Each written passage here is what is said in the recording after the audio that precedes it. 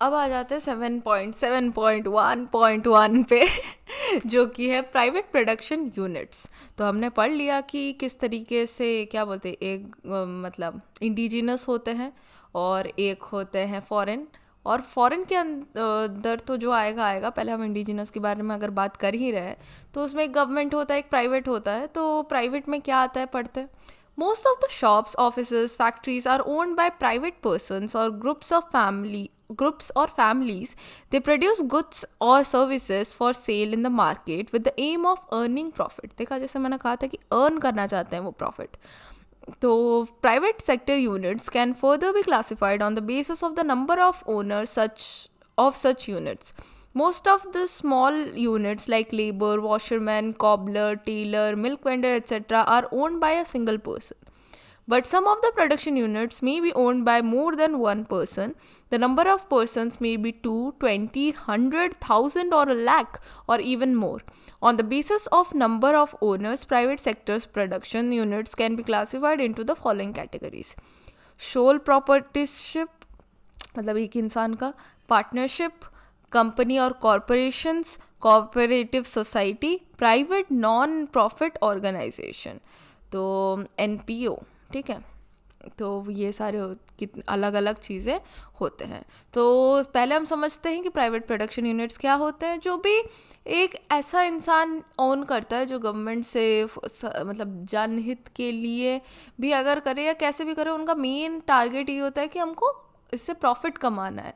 तो इस तरीके से सोच के अगर कोई प्राइवेटली इंसान, एक तो होता है कि एक गवर्नमेंट एक कंट्री का होता है, वो कोई भी मतलब बनाता है फर्म टाइप, तो वो चीज़ अलग हो गई। बट उसके अलावा जितने भी चीज़ हैं जो पर्टिकुलर एक इंसान से के द्वारा ओन्ड है, जो कि गवर्नमेंट के अंडर काम नहीं कर रहा है, वो चीज़ कि गवर्नमेंट के हिसाब से चीज़ें नहीं होंगी, उस इंसान के हिसाब से चीज़ें होंगी, तो वो प्राइवेट प्रोडक्शन यूनिट के अंदर आ जाता है।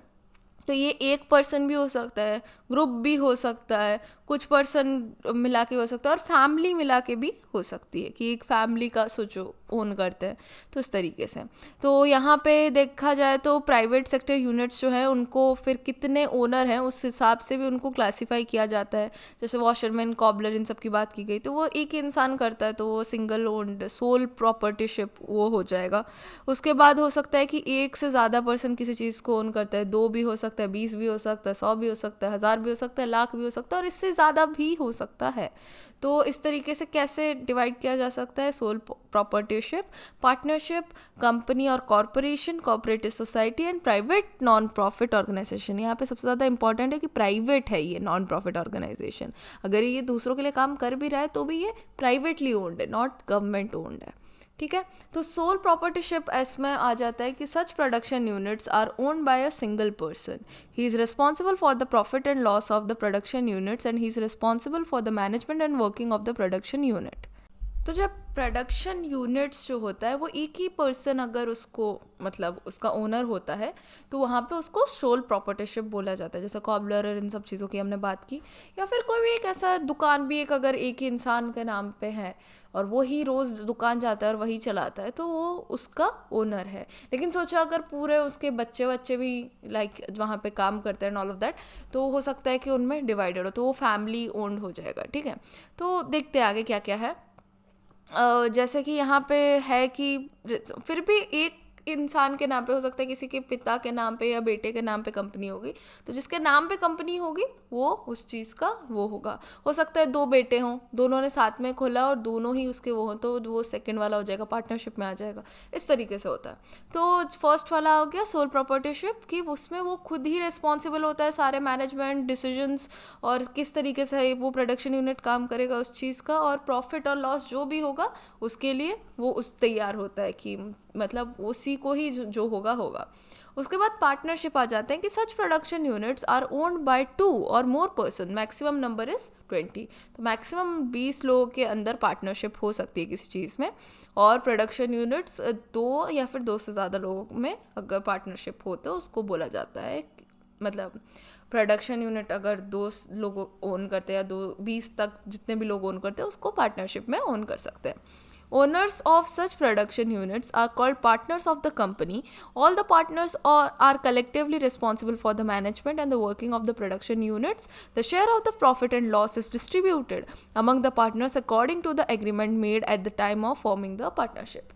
तो एक आपका पर्टिकुलर पार्टनरशिप बनने से पहले आप डिसाइड करते हो कि देखो तुम्हारा इतना परसेंट है, प्रॉफिट या लॉस जो भी हुआ मेरा इतना परसेंट है, तो जो भी फ़ायदा या नुकसान होता है वो सब में बंट जाता है, डिस्ट्रीब्यूट हो जाता है, जिसके वजह से क्या बोलते हैं कोई एक प्रॉफिट नहीं ले जा सकता या किसी एक को ही लॉस नहीं होगा.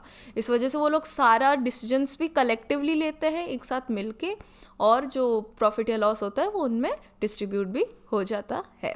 उसके बाद आ जाता है कंपनी और corporations. It is a product unit you own by a large number of persons. तो मतलब क्या होता है कि पूरा प्रोडक्शन यूनिट बहुत सारे लोग अगर ओन कर रहे हैं तो उसको कंपनी या कॉरपोरेशन बोला जाएगा. जैसे एप्पल एक कंपनी है, राइट, जो उसके मैक होता है, क्योंकि उसको उसमें बहुत लोग इन्वेस्ट कर रहे हैं तो बहुत लोगों के द्वारा वो ओन किया जा रहा है. तो the sum invested in the company is divided into shares. The buyer of these shares are called shareholders. They are all the owners of the company. In private company, the minimum number of shareholders is 2 and the maximum number of is 50. In public company, minimum number is 7, but there is no maximum limit. These shareholders select some persons for the management of the company who are called the directors of the company. These companies are established under Companies Act 1956. The profit of the company is distributed among the shareholders according to the shares held by them. Tata Iron Steel Company, Reliance Industries Limited, Bajaj Auto Limited, Lipton India Limited are some of the example of a company. जैसे मैंने Apple का example दिया जो कि बाहर की company है, यहाँ पे रिलायंस की बात की जा रही है. तो रिलायंस में एक्चुअली में क्या बहुत लोग पैसा दे रहे हैं, ठीक है, कि बहुत लोग अपना शेयर रख रहे हैं, बहुत लोग उसमें पैसा लगा रहे हैं, तो उनकी भी कुछ कुछ ओनरशिप बनती है, राइट. तो इसीलिए हर एक इंसान की ओनरशिप का एक शेयर होता है कि ये तुम्हारा शेयर है, तो इसलिए उस हर एक पर्सन को शेयर होल्डर बोला जाता है. जो कि अगर एक प्राइवेट कंपनी है तो उसमें तो कम से कम 2 लोग हो सकते हैं शेयर होल्डर्स, और मैक्सिमम 50 तक वो बढ़ सकते हैं स्लोली.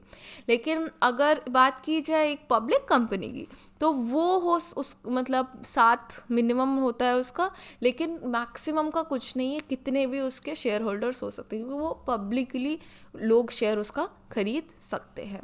उसके बाद डी हो जाता है कोऑपरेटिव सोसाइटी. तो it is a production unit manage by a number of persons. It is a but वो लोग क्या करते हैं, और एक चीज़ उसमें नोट करने वाली थी जो पहले वाले में, कि कंपनी और कॉरपोरेशंस में भले ही इतने सारे लोग हैं बट सब लोग तो डिसीजन नहीं ले सकते, तो वो कुछ डायरेक्टर्स रखते हैं, ठीक है.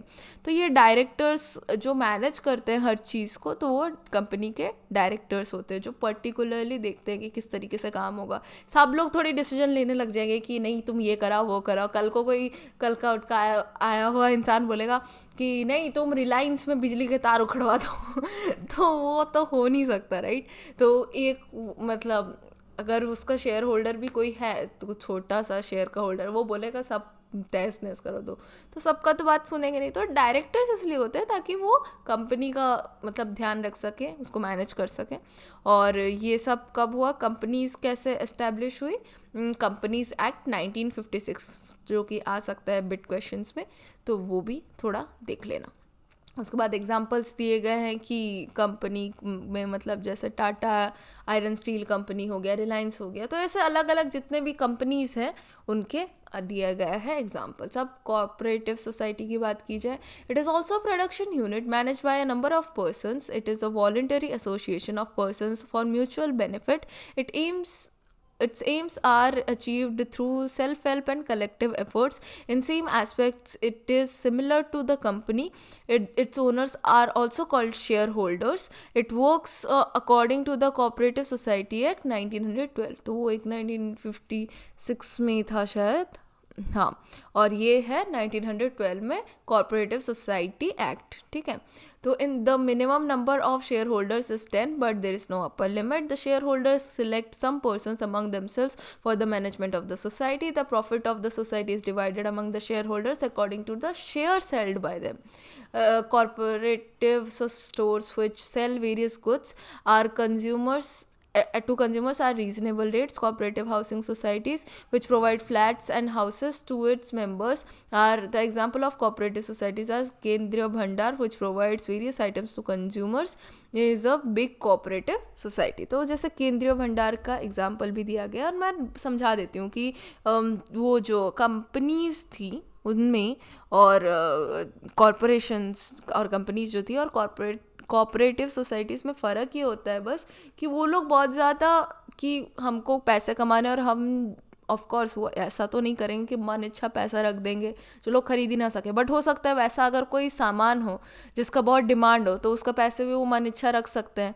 बट ऐसा भी रखना पड़ेगा ना कि लोग खरीदे, ऐसा नहीं कि मतलब सोने का ही फ़ोन बना दिया। तो ऑफ कोर्स एक बेसिक चीज़ है, लेकिन उसको मन चाहे पैसे रख सकते हैं, तो वो अपने हिसाब से पैसे डिसाइड कर सकते हैं। बट कोऑपरेटिव सोसाइटीज़ जो है वो पर्टिकुलरली मतलब एक रीज़नेबल लोगों के हिसाब से किस तरीके से कॉपरेशन में एक चीज़ हो जाए, और कोऑपरेटिव सोसाइटी हो गया या फिर कोऑपरेटिव क्या बोलते हैं कोई भी फर्म स्टोर हो गया, वो सब सबके भले के लिए टाइप करते हैं। Not like non profit organisation जैसा वैसे नहीं है, लेकिन कह सकते हैं कि सब समाज की भलाई में कि बेसिक क्या बोलते हैं मिडिल क्लास लाइफ के हिसाब से वो एक चीज़ बनाते हैं। तो उसमें क्या आ जाता है कि मिनिमम लोग हो सकते हैं 10 और मैक्सिमम ऐसा कुछ है नहीं। उसके बाद आ जाता है कि वो सबके बेनिफिट के हिसाब से इक्वालिटी, जैसे कि कोऑपरेटिव सोसाइटी होती है, फिर उसमें एक सोसाइटी का वो हो जाता है, जैसे तारक मेहता में दिखा गया है कि गोकुलधाम कोऑपरेटिव सोसाइटी, तो सब लोग वहाँ पे ऐसा नहीं है कि वो ये कर रहे हैं क्या बोलते हो कि मतलब वो कोई पर्टिकुलर सोसाइटी का कोई वो है जो ओन करता है, राइट। ऐसा कुछ नहीं है, सब अपने अपने घर में रहते हैं, सबने अपना अपना फ्लैट खरीदा हुआ है, राइट। उसके बावजूद क्या होता है कि जैसे कि भीड़े को बना दिया सेक्रेटरी, तो वो काम देख रहा है सब चीज़ों का। तो हो सकता है कि वो अगर सोचो कि स्टेक के शेयर के हिसाब से होता कि इसका इतना शेयर है, सोचो अगर स्टोर होता, वो सोसाइटी ना होके ये तो फ्लैट्स है, वहाँ पे वो पर्टिकुलर एक जगह पे रह रहे हैं, तो जैसे वो स्पेस का एक शेयर है उनका कि ये स्पेस भीड़े का है, ये स्पेस जेठालाल का है, ये स्पेस मतलब जो घर कह सकते हैं तारक मेहता का है, तो वो उनके शेयर जैसे समझ लो उसको। तो वहाँ पे सेम चीज़ अगर पैसे की बात पे आ जाए कि किसका कितना परसेंटेज बनता है, तो जो भी आपका प्रॉफिट या लॉस होगा वो उस तरीके से ही उनमें बढ़ जाएगा। बट मेन बात है कि कितना किसको मिलना चाहिए वो शेयर के हिसाब से, वो शेयर होल्डर्स होंगे उस हिसाब से उनको मिलेगा। तो कॉर्पोरेटिव हाउसिंग सोसाइटीज़ या फिर कॉर्पोरेटिव स्टोर्स उस तरीके से समझा जा सकता है कि वहाँ पे कोई एक ओनर नहीं है, सब लोगों ने मिलके सबकी भलाई के लिए कुछ किया है और उस तरीके से सबको ही प्रोवाइड किया जा रहा है। और क्या बोलते हैं केंद्रीय भंडार का एग्जाम्पल भी यहाँ पे दिया गया है, जिसके साथ मैं इतनी फेमिलियर हूँ नहीं, तो मैं जिस चीज़ से फेमिलियर थी मैंने वो समझा दिया, बट आप इसके बारे में चाहो तो सर्च करके समझ सकते हो। और पर्टिकुलरली वो कोऑपरेटिव सोसाइटीज़ एक्ट 1912 को याद रखना। अब आ जाता है प्राइवेट नॉन प्रॉफिट ऑर्गेनाइजेशन। ये जो है वो लोगों के मतलब कह सकते हैं जनहित के लिए किया जाता है, बट उसको कोई भी ऐसा इंसान नहीं ओन करता जो कि वो है। सो जो मतलब कोई एक प्रॉफिटिंग वो है नॉन प्रॉफिट ऑर्गेनाइजेशन है कि वो बच्चों को खाना खिलाता है, या सोचो सड़क में घूम रहे कुत्तों में भी खाना खिलाता है, तो उसके लिए दूसरे लोग क्या पैसे देते हैं, ठीक है, वो उनके खुद के फ़ायदे के लिए तो कुछ चीज़ कंज्यूम करने के लिए दे नहीं रहे, वो इन लोगों को इसलिए दे रहे हैं ताकि वो आगे ये कर सकें, क्या बोलते हैं, जो कुत्तों के लिए अच्छे से खाना प्रोवाइड कर सकें या जो भी है। तो अगर वो उसमें से कुछ पैसे रखते हैं तो वो अपने प्रॉफिट के लिए रखते हैं, ठीक है, तो वो कुछ अपने लिए मतलब चलाने के लिए रखते हैं। हो सकता है कि कुछ लोग नहीं भी रखते हो, बट हो सकता है कि कुछ लोग बस फॉर द सेक ऑफ कि हमारी रोज़ी रोटी चल सके, हमारा खाना आ सके, उसके लिए भी कुछ पैसा अगर रखते होंगे। तो ये प्राइवेटली ओन्ड है, ऐसा तो नहीं है कि गवर्नमेंट ये सब चीज़ें करवा रही है, गवर्नमेंट से पैसा आ रहा है, ठीक है। तो वो उनके प्राइवेटली पैसा आ रहा है, तो जितना उनको चाहिए वो उतना खुद के लिए यूज़ करेंगे, बट जितना उनके लिए नेसेसरी है उसके अलावा वो जो काम कर रहे हैं उसमें उसका यूज़ करेंगे. तो private production units which are run by institutions such as trusts, societies like charitable hospitals, charitable schools, welfare societies, etc. Such production units provide services mainly with the aim of serving the members of the society as a whole without any aim of earning profit. तो actually उसमें जो पैसे रखते हैं for the sake of कि उनका रोज़मर्रा का काम चल जाए, मतलब जिसको जितना सैलरी मिलना चाहिए उतना मिल जाए, but for the work they are doing. But mainly ये बनता है इसीलिए है सो दैट कि लोगों की सेवा हो सके, या जो भी को काम करना चाहते हैं वो लोग, जो सब बाज की भलाई के लिए वो लोग कर सके. बट ये मेनली क्यों प्राइवेट नॉन प्रॉफिट बोला गया है, क्योंकि ये गवर्नमेंट ओन्ड नहीं होता है, गवर्नमेंट इसका मतलब मालिक नहीं होती, या गवर्नमेंट इसके लिए पैसे नहीं देती, या जो भी हो सकता है गवर्नमेंट इसके लिए मतलब पैसे अपने से लगाए कुछ, लेकिन ये गवर्नमेंट से ओन्ड नहीं होता, गवर्नमेंट इसके डिसीजंस नहीं ले सकती. तो 7.7.1.2 पे आ जाते हैं जो कि गवर्नमेंट प्रोडक्शन यूनिट्स. इसके अंडर वो आ जाएंगे कि मतलब सारे जो गवर्नमेंट के अंडर जो जो चीज़ें होती है वो लोग वेलफेयर के लिए जो जो बनाते हैं, या फिर नॉर्मली भी प्रोडक्शन यूनिट्स को जो गवर्नमेंट स्कीम्स और ये सब के साथ करती हैं. तो government provides a lot of services such as education, health care, law and order, post and telegraph. जैसे कि अगर कोई गवर्नमेंट कॉलेज है, ठीक है, तो ऐसा तो नहीं है कि वहाँ पे पैसे नहीं लेते, लेकिन प्रॉफिट के मोटिव से नहीं होता है. जितना पैसे वहाँ पे एक्चुअली में यूज़ हो रहा है और उतना भी लेते हैं, और कुछ पैसे उसके लिए गवर्नमेंट भी प्रोवाइड करता है. तो जैसे दूसरों की सैलरीज हो गया या जो भी हो गया, तो वो गवर्नमेंट प्रोवाइड करता है. तो मतलब लोगों के सर्विस के लिए वो होता है, और क्या. तो इस तरीके से गवर्नमेंट बहुत सारी सर्विसेज प्रोवाइड करते हैं, education, health care, law and order, post, telegraph, transport, telecommunication and broadcasting. Some of the organisations providing these services are run by the department and ministries of the government. They are called departmental enterprises. Some examples of departmental enterprises are Indian Railways under the Ministry of Railways, All India Radio and Doordarshan, which are sister concerns to Prasar Bharati under the Ministry of Information and Broadcasting, etc. The government has directed control over the functioning of these enterprises. तो क्या होता है कि मतलब जो भी government owned चीज़ें होती हैं, जो अगर हमारे फ़ायदे के लिए कुछ हो रहा है, जैसे कि इंडियन रेलवेज़ की बात होगी, क्या हुआ, क्या वो पैसे हमसे नहीं लेते हैं, ट्रांसपोर्टेशन का फ़ीस लेते हैं, उसमें जो क्या बोलते हैं खाने का पैसा होता है वो उसके अंदर इंक्लूडेड तो नहीं होता है, अलग से लेते हैं. तो जो भी यूज़ हो रहा है, पेट्रोल यूज़ हो रहा है, या उसको ट्रेन बनाने के लिए जो पैसे यूज़ हो रहे हैं, और बाकी सब चीज़ें जितना ज़रूरत है उतना लेते हैं. ऐसा नहीं कि पैसे गवर्नमेंट को उससे कुछ कमाना है, नहीं, लेकिन जितना सबको सैलरी देने के लिए या फिर सब मतलब मैनेज करने के लिए जितना पैसा होना चाहिए उतना वो लेते हैं. तो उस तरीके से, और ऐसा नहीं कि अगर उस दिन पर्टिकुलर डे पे एक ही यात्री है तो उस दिन गाड़ी चलेगी नहीं, गाड़ी हमेशा ही चलेगी, बिकॉज वो गवर्नमेंट का काम है, उस दिन वो चलाएगा ही. तो इस तरीके से एक चीज़ को, एक सिस्टम को चलाना for the sake of people without the aim of profit, और वो सर्विस प्रोवाइड करने के लिए चलाना, बट उतना ही पैसे लेना जितने की ज़रूरत है, जैसे क्या गवर्नमेंट कॉलेजेस हो गए वैसे, तो उसको कहा जाएगा गवर्नमेंट प्रोडक्शन यूनिट्स के अंडर वो आ जाएगा. तो इंडियन रेलवेज़ की बात की गई है, ऑल इंडिया रेडियो, दूरदर्शन, ये सब गवर्नमेंट द्वारा इंफॉर्मेशन और ब्रॉडकास्टिंग के लिए ये सारे फॉर्म्स बनाए गए हैं. तो इस तरीके से ये सारी चीज़ें जो हैं वो आ जाती है गवर्नमेंट प्रोडक्शन यूनिट्स के अंडर. उसके बाद there is another type of government production unit which are supported and funded by the government but function independently. They are big corporations and autonomous in nature. These units are non departmental enterprises and called public sector undertakings.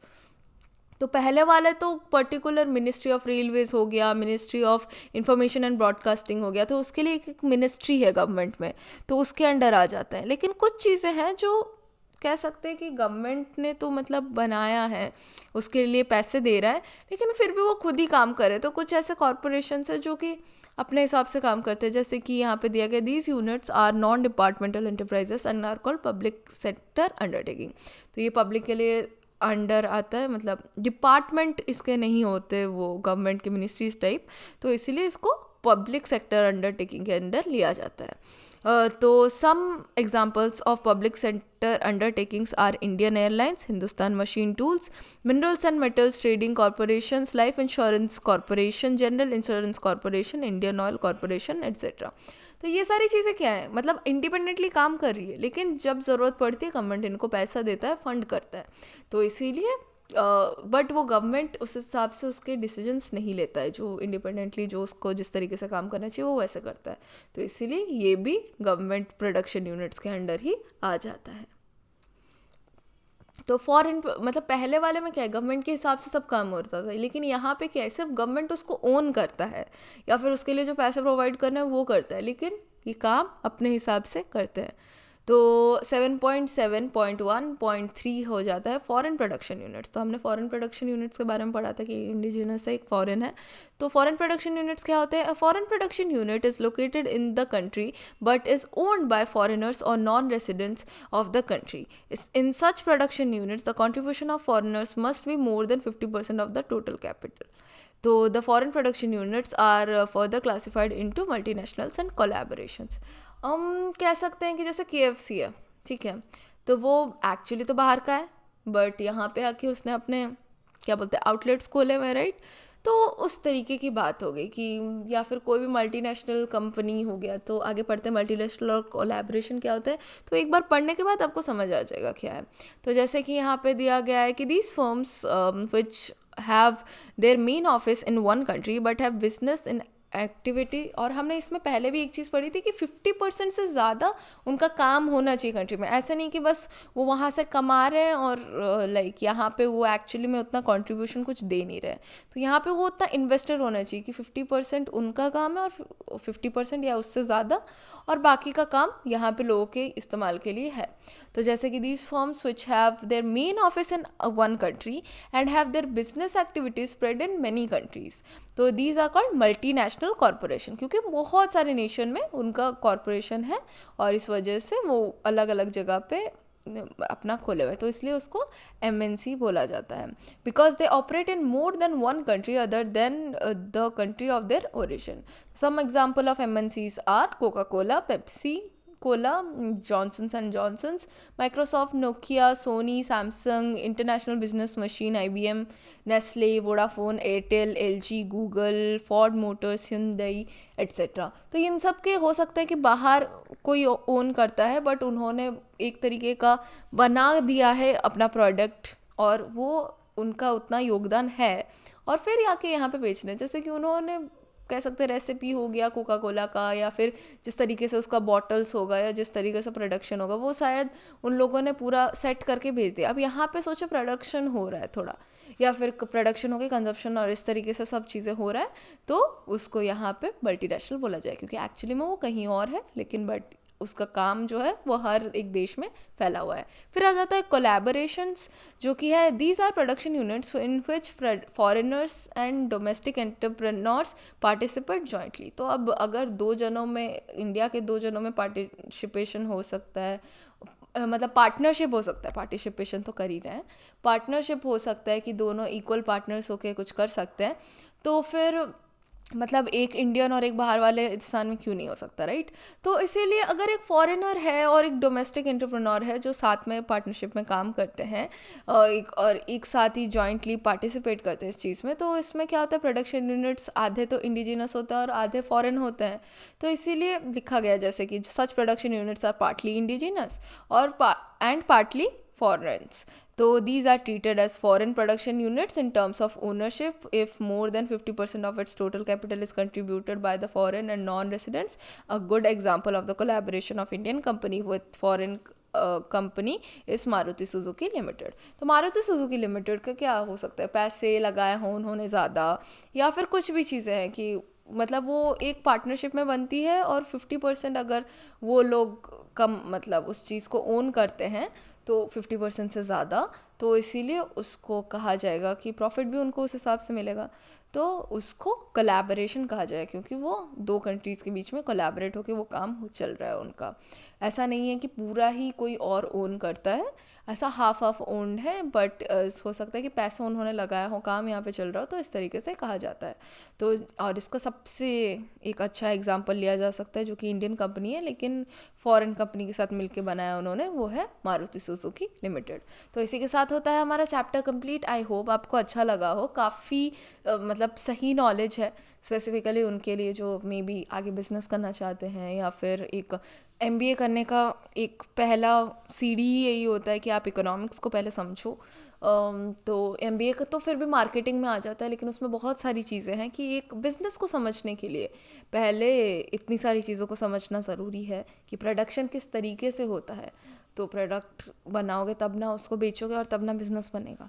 तो I think उस motive से अगर कोई देख रहा है, या फिर कोई भी फर्म में इंडस्ट्री में कोई काम करना चाहता है, तो उसको बारीकी से समझने के लिए कैसे उस चीज़ की इकोनॉमिक्स है, उस चीज़ को समझने के लिए हमको ये चैप्टर समझना बहुत ज़रूरी है, उसका प्रोडक्शन प्रोसेस समझना बहुत ज़रूरी है। और इसीलिए ये चैप्टर हमने आज पढ़ा है। होप आपको अच्छा लगा हो, एंड मिलते हैं नेक्स्ट वाले वीडियो में।